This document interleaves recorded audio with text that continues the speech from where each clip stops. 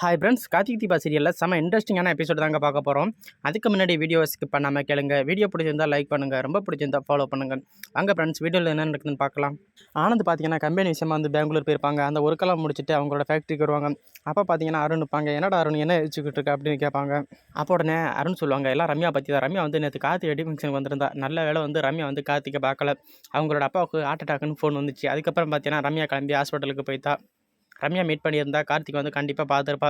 அப்புறம் பார்த்தீங்கன்னா நம்ம தான் அவங்க அண்ணன்னு தெரிஞ்சு போயிருக்கோம் அப்படின்னு அருண் வந்து ஆனந்த் கிட்ட சொல்லுவாங்க. ஆனந்த் பார்த்தீங்கன்னா கேட்க பக்கம்னு சிரிச்சுக்கிட்டு இருப்பாங்க. அப்போ உடனே ஆனந்த் சொல்லுவாங்க, நான் உனக்கு இதை விட ஒரு ஷாக்கிங்கான விஷயம் சொல்லட்டும் அப்படின்னு கேட்பாங்க. அருண் என்னன்னு கேட்பாங்க. அப்போ பார்த்தீங்கன்னா ஆனந்த் சொல்லுவாங்க, ரம்யா வந்து கார்த்திகை லவ் பண்ணுறா தெரியுமா அப்படின்னு சொல்லுவாங்க. அதை கேட்டுட்டு வந்து அருண் வந்து ரொம்பவே ஷாக் ஆயிடுவாங்க. அப்போ உடனே அருண் கேட்பாங்க, கார்த்திகை கல்யாணம் ஆயிட்டுன்னு ரம்யாவுக்கு தெரியாதா அப்படின்னு. அதுக்கு உடனே ஆனந்த் சொல்லுவாங்க, ரம்யாவுக்கு தெரியாது கார்த்திகை கல்யாணம் ஆயிட்டுன்னு, அதனால தான் ரம்யா வந்து கார்த்திகை லவ் பண்ணுறாங்க. அப்போ உடனே அருண் கேட்பாங்க ஆனந்த் கிட்ட, ரம்யா வந்து கார்த்திகை லவ் பண்ணுறான்னு யார் சொன்னது அப்படின்னு. ஆனந்த் பார்த்தீங்கன்னா ஐஸ்வர்யா சொன்னு சொன்னால் அருண் வந்து எப்படியும் கோவப்படுவான். ஏன்னா ஏற்கனவே ஐஸ்வர்யா மேலே வந்து அருண் வந்து ரொம்பவே கடுப்பில் இருக்கிறான். அதனால நம்ம சொல்ல வேண்டாம் அப்படின்னு சொல்லிட்டு ஆனந்த் வந்து எனக்கு வேறு ஆள் சொன்னாங்க, அதனால தான் நான் உங்ககிட்ட சொல்கிறேன் அப்படின்னு சொல்லி அந்த இடத்துல வந்து சமாளிச்சிருவாங்க. அதுக்கப்புறம் பார்த்தீங்கன்னா அருண் வந்து ஆனந்த் கிட்ட சொல்லுவாங்க, ரம்யா வந்து டார்ச்சர் கொடுக்குறதுல எப்படியும் கார்த்தி வந்து ஓடி போயிடுவான்னு நீ தான் சொன்னேன். ஆனால் இப்போ அந்த ரம்யாவே கார்த்திகை லவ் பண்ணுறாங்க, அப்புறம் எப்படி அவள் வந்து கம்பெனியை விட்டு அனுப்புவா அப்படின்னு கேட்பாங்க. அதுக்கு உடனே ஆனந்த் சொல்லுவாங்க, அதுவும் நமக்கு சாதகம் தான் அப்படின்னு அருண் கேட்பாங்க. நமக்கு எப்படி சாதகமாக இருக்கும் அப்படின்னு. அப்போ பார்த்தீங்கன்னா ஆனந்த் சொல்லுவாங்க, இப்போ நம்ம நேராக ரம்யா பார்க்க போகிறோம். ரம்யா பார்த்து கார்த்திக் வந்து கல்யாணம் ஆன விஷயத்தை ரம்யா கிட்ட சொல்ல போகிறோம். அதை கேட்டுட்டு ரம்யா வந்து செமையாக ஷாக்காக போகிறாங்க.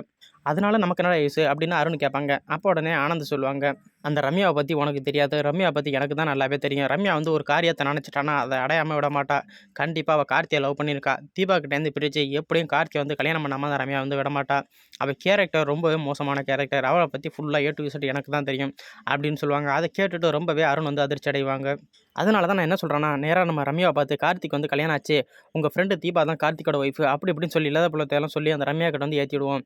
அதை கேட்டுட்டு ரம்யா வந்து ரொம்பவே கடுப்பாகி கண்டிப்பாக கார்த்திகை பார்க்க போவாங்க அப்படின்னு வந்து ஆனந்த் வந்து அருண் கிட்ட சொல்லிக்கிட்டு இருப்பாங்க. அதுக்கப்புறம் பார்த்தீங்கன்னா ஆனந்தும் அருணும் ஃபேக்ட்ரியிலேருந்து கிளம்பி நேராக ரம்யா பார்க்கறதுக்காக போவாங்க. இன்னொரு பக்கம் பார்த்தீங்கன்னா கார்த்திகை காமிப்பாங்க. கார்த்தி வந்து தீபா ஹாஸ்பிட்டலில் அட்மிட் பண்ணி வச்சிருப்பாங்கல்ல, தீபா எங்கே இருக்காங்க அப்படின்னு கேட்டுக்கிட்டு தீபா பார்க்கறதுக்காக போயிட்டுருப்பாங்க.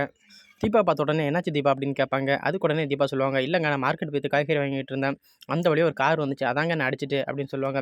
அப்போ உடனே டாக்டர் சொல்லுவாங்க, நீங்கள் நினைக்கிற மாதிரி பெரிய அடியெல்லாம் இல்லை கார்த்தி, கையில் தான் லைட்டாக அடிபட்டு இருக்குது, தீபாவுக்கெல்லாம் ஒன்றும் இல்லை, நல்லா தான் இருக்காங்க அப்படின்னு சொல்லுவாங்க.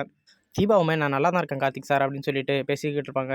அப்போ உடனே டாக்டர் கிட்ட கேட்பாங்க கார்த்தி, நான் தீபா வீட்டுக்கு கூட்டிகிட்டு போகலாமா அப்படின்னு. அதுக்கு உடனே டாக்டர் சொல்லுவாங்க, நான் பெயின் கில்லர் இன்ஜெக்ஷன் போட்டிருக்கேன், நீங்கள் பயப்படாமல் தீபா வந்து வீட்டுக்கு கூட்டிகிட்டு போகலாம் அப்படின்னு சொல்லுவாங்க. பார்த்தீங்கன்னா கார்த்தியும் தீபாவை கூட்டிகிட்டு வீட்டுக்கு வருவாங்க.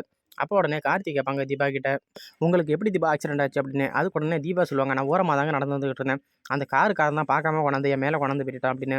அப்போ உடனே கார்த்தி கேட்பாங்க, அந்த காரோட நம்பர் பிளேட் செக் பண்ணீங்களா அப்படின்னு. நான் இருந்த டென்ஷனில் அதை பார்க்கல அப்படின்னு தீபா சொல்லுவாங்க. அதுக்கப்புறம் பார்த்தீங்கன்னா கார்த்தி வந்து தீபா அழைச்சிக்கிட்டு ஹாஸ்பிட்டல்லேருந்து வீட்டுக்கு கிளம்பிடுவாங்க. அப்புறம் பார்த்தீங்கன்னா ரம்யாவை தான் காட்டுவாங்க. ரம்யா பார்த்தீங்கன்னா ஏற்கனவே அவங்க அப்பா சொல்லியிருப்பாங்க, உனக்கு பார்த்த மாப்பிள வந்து அந்த கார்த்திக் தம்பி தாம்மா அப்படின்னு. இன்னொரு பக்கம் பார்த்தீங்கன்னா ஐஸ்வர்யாவும் சொல்லியிருப்பாங்க, நான் கார்த்திக் மாதிரி உங்களுக்கு லவ் லெட்டர் எழுதி அனுப்புனது நான் தான், நீங்களும் கார்த்திக்கும் தான் சரியான ஜோடி அப்படின்னு சொல்லியிருப்பாங்க ஐஸ்வர்யா. இது எல்லாத்தையுமே ரம்யா வந்து அவங்க ஆஃபீஸில் உட்காந்து நினச்சி பார்த்துக்கிட்டு இருப்பாங்க. இன்னொரு பக்கம் பார்த்தீங்கன்னா ஆனந்தாரனும் ரம்யாவோட கம்பெனிக்கு வந்துருவாங்க. ஆனந்தும் அருணும் வரதை பார்த்துட்டு அவங்க பியூன் கேசவன் வந்து ரம்யாவுக்கு கால் பண்ணுவாங்க. மேடம் ஆனந்த் அருணும் அபிராமி கம்பெனிலேருந்து வந்திருக்காங்க மேடம் அப்படின்னு சொல்லுவாங்க. அப்போ உடனே ரம்யா சொல்லுவாங்க, அவங்கள உள்ளே வர சொல்லுங்க அப்படின்னு சொல்லிட்டு ரம்யா நினச்சி பார்ப்பாங்க. ஒருவேளை நம்ம வந்து கார்த்திகை லவ் பண்ணுறது அவங்களுக்கு தெரிஞ்சு போயிருக்குமோ, அதனால எதுவும் கேட்கறதுக்காக வராங்களோ அப்படின்னு ரம்யா நினச்சிட்டு உட்காந்துருப்பாங்க. அப்புறம் பார்த்தீங்கன்னா ரம்யாவோட கேபினுக்குள்ளே ஆனந்த் அருண் வந்துருவாங்க. ஆனந்த் வந்து ரம்யா பார்த்து பேசுவாங்க. என்ன ரம்யா எப்படி இருக்குது அப்படின்னு கேட்பாங்க. ரம்யா உடனே நல்லா இருக்க ஆனந்த், நீ எப்படி இருக்கு அப்படின்னு கேட்பாங்க. அப்போ பார்த்தீங்கன்னா ஆனந்த் கேட்பாங்க, புதுசாக டெண்டர் வந்திருக்கு அது நீ எடுத்தியா அப்படின்னு. அதுக்கு உடனே ரம்யா சொல்லுவாங்க, என்னோட ப்ராஜெக்ட்டை முடிக்கிறதுக்கு 3 ஷிஃப்ட்டாக வேலை பார்க்க வேண்டியதாக இருக்குது, இதுவே வேலை அதிகமாக இருக்குது, அதனால நான் அந்த ப்ராஜெக்டெல்லாம் நான் எடுக்கலை அப்படின்னு சொல்லுவாங்க. அப்புறம் பார்த்தீங்கன்னா ஆனந்த் கேட்பாங்க, புதுசாக ஒரு பையனை நான் உன் கம்பெனிக்கு வேலைக்கு அனுப்புறேன், அவன் எப்படி வேலை பார்த்துக்கிட்டு இருக்கான் அப்படின்னு. அப்போ உடனே ரம்யா கேட்பாங்க, யார் கார்த்திகை சொல்லிட்டு அப்படின்னு. கார்த்திக் வந்து நல்லாவே வேலை பார்க்குறாரு, ப்ரொடக்ஷன் கூட நிறையாவே கொடுக்குறாரு, நல்லாவே ஹார்ட் ஒர்க் பார்க்குறாங்க அப்படின்னு கார்த்திகை பற்றி ரொம்பவே பெருமையாக சொல்லுவாங்க ஆனந்த் கிட்ட. அப்போ உடனே ஆனந்த் கிட்ட ரம்யா கேட்பாங்க, நீ என்ன எப்போ பார்த்தாலும் கார்த்தியை பற்றியே கேட்டுக்கிட்டு இருக்க, கார்த்தி என்ன உங்கள் சொந்தக்காரங்களா அப்படின்னு கேட்பாங்க. அதுக்கு உடனே ஆனந்த் சொல்லுவாங்க, அதெல்லாம் இல்லை அப்படின்னு. அப்போ உடனே ரம்யா சொல்லுவாங்க, எல்லாமே எனக்கு தெரியும், கார்த்தி வந்து உன்னோட தம்பின்னு எனக்கு தெரியும் அப்படின்னு சொல்லுவாங்க. அதை கேட்டதோட ஆனந்த் வந்து செமையாக ஷாக்காயிருவாங்க. அப்போ உடனே ஆனந்த் கேட்பாங்க, ரம்யா நான் உன்னை பற்றி விஷயம் கேள்விப்பட்டேன் அப்படின்னு. அதுக்கு உடனே ரம்யா கேட்பாங்க, என்ன விஷயம் கேள்விப்பட்டேன் அப்படின்னு. அப்போ உடனே ஆனந்த் சொல்லுவாங்க, நீ ஏதோ கார்த்தியை லவ் பண்ணுறேன்னு நான் கேள்விப்பட்டேன் அப்படின்னு. அப்போ பார்த்தீங்கன்னா ரம்யா வந்து சிரிச்சுக்கிட்டே இருப்பாங்க.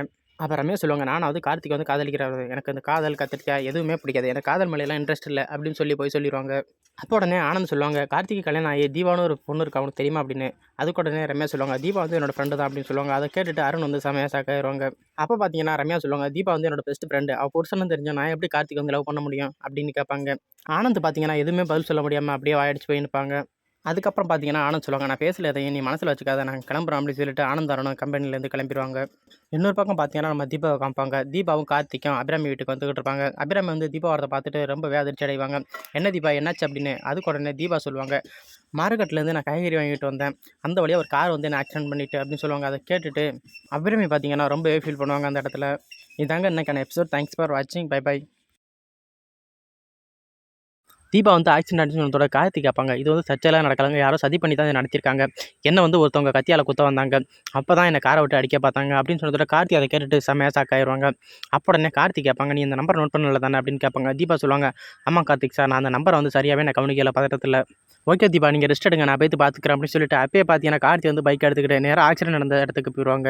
அங்கே போய்த்து கேட்பாங்க, இங்கே காலையிலே ஒரு ஆக்சிடென்ட் நடந்துச்சு, யாராச்சும் பார்த்தீங்களா அப்படின்னு கடைக்காரங்கள்ட்ட கேட்பாங்க. அங்கே பார்த்தீங்கன்னா யாருமே பார்க்கல அப்படின்னு சொல்லுவாங்க. அப்போ பார்த்தீங்கன்னா அந்த வழியாக போகிற பெரியவர் ஒருத்தர் சொல்லுவாங்க, தம்பி இந்த ஊரில் பாருங்கள் ஒரு சிசிடிவி கேமரா இருக்குது, அதை பார்த்து நீங்கள் செக் பண்ணுங்கள். அப்போ அதை செக் பண்ணினீங்கன்னா அந்த ரவுடிங்க யாருன்னு நீங்கள் கண்டுபிடிச்சிடலாம், ஆக்சிடென்ட் பண்ணது யாருன்னு நீங்கள் ஈஸியாக கண்டுபிடிச்சிடலாம் அப்படின்னு சொல்லுவாங்க. கார்த்தி பார்த்தீங்கன்னா நேராக அந்த கடைக்கு போவாங்க. கடைக்கு போய்த்து என்னோட ஒய்ஃபுக்கு வந்து காலையில் இங்கே தான் ஆக்சிடென்ட் ஆனிச்சு, நான் அந்த சிசிடிவி கேமரா செக் பண்ணிக்கலாமா அப்படின்னு கேட்பாங்க. கடைக்காரங்களாம் செக் பண்ணிக்கிடுங்க அப்படின்னு சொல்லுவாங்க. அப்போ பார்த்தீங்கன்னா கார்த்தி வந்து அந்த ரவுடிங்க வந்து தீபாவை துரத்துனது, கத்தியால் குத்த போனது எல்லாத்தையுமே சிசிடிவி கேமராவில் பார்த்துருவாங்க. பார்த்துட்டு இதை ஒரு காப்பி வந்து எனக்கு வந்து மொபைல் அனுப்ப முடியுமா அப்படின்னு கேட்பாங்க. கடைக்காரங்களும் உடனே கார்த்தி மொபைலுக்கு சென்ட் பண்ணுவாங்க. அதை எடுத்துக்கிட்டு உடனே நேராக கார்த்தி பார்த்தீங்கன்னா போலீஸ் ஸ்டேஷனுக்கு கிளம்பிடுவாங்க.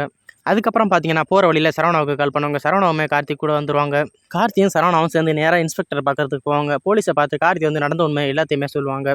அப்போ உடனே அந்த இன்ஸ்பெக்டர் சொல்லுவாங்க, கார்த்தி நீங்கள் எதுக்கும் கவலைப்படாதீங்க, கண்டிப்பாக நான் வந்து கண்டுபிடிச்சிட்றேன், நீங்கள் பயப்படாமல் வீட்டுக்கு போங்க அப்படின்னு சொல்லிட்டு போலீஸ் பார்த்தீங்கன்னா எல்லா வண்டியுமே செக் பண்ணிக்கிட்டு இருப்பாங்க.